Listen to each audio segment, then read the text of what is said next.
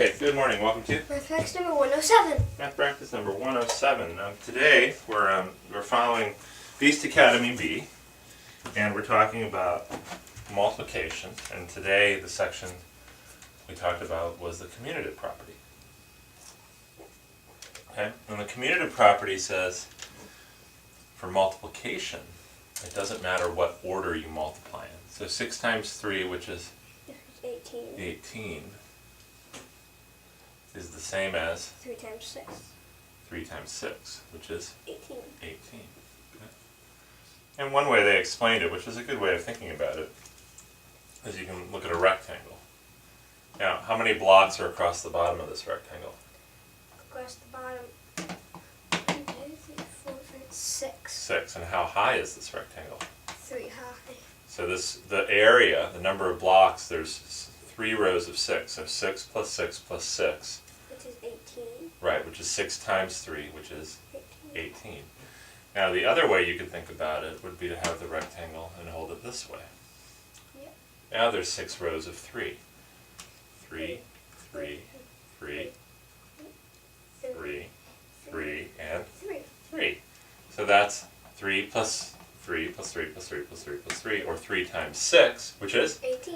18. Now why should the number of blocks be the same when I hold it like this and when I hold it like this? Why are the number of blocks the same? Well, you just flip it up. Right, but why did the number of blocks stay the same? Because it has the same side length. Does it always have the same number of blocks? Well, it always has the same number of blocks for that rectangle. Right. So this always has the same number of blocks, right? It doesn't matter how I hold it, because there's 18 blocks here, right? Right? No matter what I do, there's 18. Wait a minute. Okay, no matter what I do, there's 18 blocks, right? Even if I hold it upside down, there's 18 blocks. Yeah. Right? Or right side up, or sideways, or left, or right.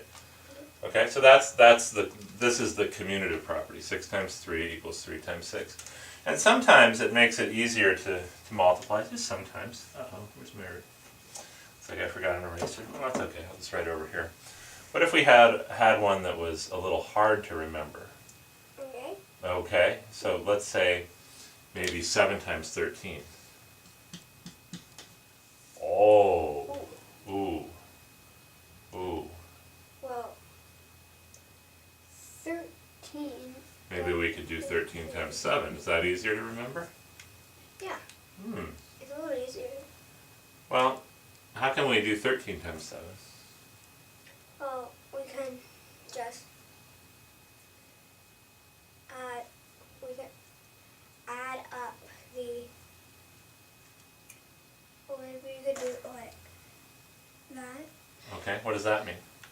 It means 3 times 7 and 10 times 7. Oh, okay. So we have a little rule for how to do something like this, and maybe it's easier. We could do the same rule here, but maybe we remember the rule this way better. This is the same as 10 times 7 plus 3 times 7. And what is 10 times 7? 70. 70. And 3 times 7, which is 21. 21. 70 plus 21 is 91. 91. Okay. 13 times 7 is? It's 91. 91. And 7 times 13 is then? 91. Because if we had a rectangle that had 7 that was 7 by 13, it would have 91 blocks in it, no matter how I held it, right? No matter what I did. Even if I held it up even if I held it upside down, it would have 91 blocks, right? Yeah. Okay. All right, very good. So do you understand the commutative property? Yeah. Do you like it?